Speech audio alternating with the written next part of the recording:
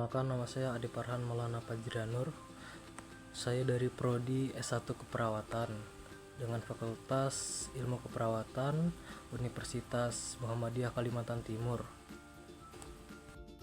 Saya di sini ingin menjelaskan sejarah bahasa Indonesia. Bahasa Indonesia itu sendiri memiliki sejarah yang cukup panjang. Bahasa Indonesia asal mulanya adalah bahasa Melayu. Bahasa Melayu itu sendiri sudah digunakan pada abad ke-7 dan pada saat itu digunakan di seluruh kawasan Asia Tenggara untuk melakukan perdagangan antar pulau. Kenapa sih mereka menggunakan bahasa Melayu? Karena bahasa Melayu itu merupakan bahasa penghubung atau menjadi lingua franca ya, yang dipakai oleh berbagai suku bangsa pada saat itu. Pada masa pemerintahan Belanda, bahasa Melayu itu semakin berkembang meskipun bahasa Belanda menjadi bahasa pemerintahan.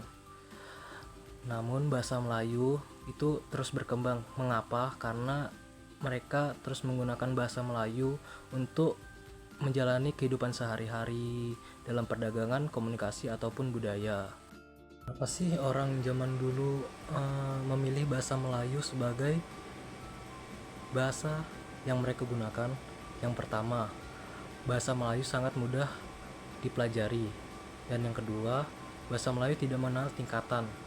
Dan ketiga, seperti kata saya sebelumnya, bahasa Melayu sudah menjadi bahasa yang digunakan memang sebagai bahasa pengantar, perdagangan, dan ilmu pengetahuan.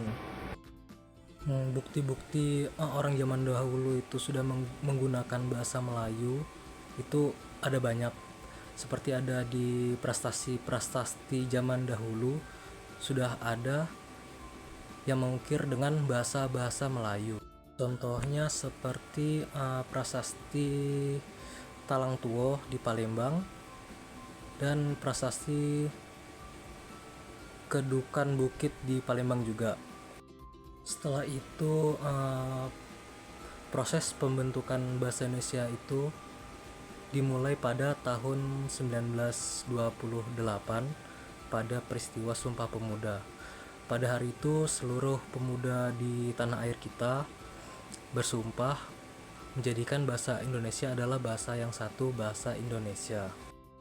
Mungkin sekian penjelasan dari saya tentang sejarah bahasa Indonesia.